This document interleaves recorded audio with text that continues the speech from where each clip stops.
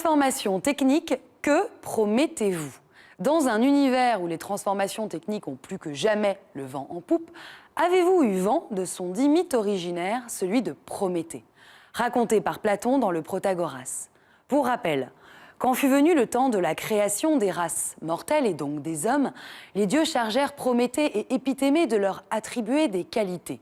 Mais Épithémée, peu réfléchi, dépensa sans y prendre garde toutes les facultés dont il disposait pour les animaux. Prométhée, qui ne put se résoudre à ce que l'homme ne puisse rien faire de ses 10 doigts, prit les choses en main et déroba l'art et l'habileté d'un côté et le feu à Zeus pour les donner à l'homme.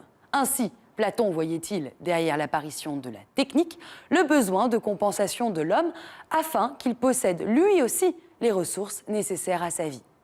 Platon pointait là du doigt l'ambivalence même de la place de l'homme dans le monde, lui qui, d'un manque à gagner, acquiert finalement un plus dont il aura dès lors à faire. Or, si à l'origine la technique est mise entre ses mains pour répondre à ses besoins naturels, très vite elle répond à ses désirs de maîtrise, de conquête, de transformation du monde.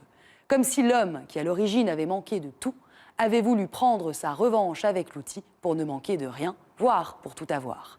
Comme si un soupçon d'impertinence s'invitait au cœur de notre rapport à la technique, à l'instar de Prométhée, qui avait été accusé d'avoir volé les dieux et d'avoir tenté les hommes à les défier, à se déifier, le pied mis à l'étrier de la technique pour se faire par lui-même et parfaire le monde à son image. À l'image contemporaine du mythe du self-made man, fondateur aux États-Unis et caractéristique de cet homme hyper moderne qui partout fait des pieds et des mains pour se faire lui-même et parfaire son univers.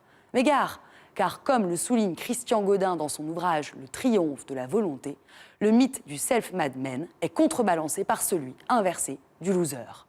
Un homme qui partit de quelque chose n'arrive à rien. En l'occurrence ici, un homme qui partit avec l'habilité, l'art, la technique, pour répondre à ses besoins naturels et nécessaires, finit par n'en faire plus rien d'utile, de bon, de sensé, et même par être de moins en moins capable de penser ce qu'il fait, produisant de fait cet étonnant mélange ambiant de volontarisme et de résignation.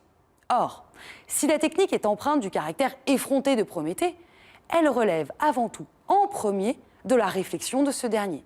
Car Prométhée signifie avant tout celui qui réfléchit, celui qui est prévoyant. Lui qui, ayant eu foi en l'homme, avait réfléchi à bien le pourvoir, afin qu'il puisse pouvoir, voire bien pouvoir, y gagner plutôt qu'y perdre. Aussi, prométhéen, prométhéenne du monde hyper moderne, telle sera aujourd'hui mon éthique de conduite. Et si l'on promettait, en mémoire de Prométhée, d'infiniment réfléchir avant d'agir.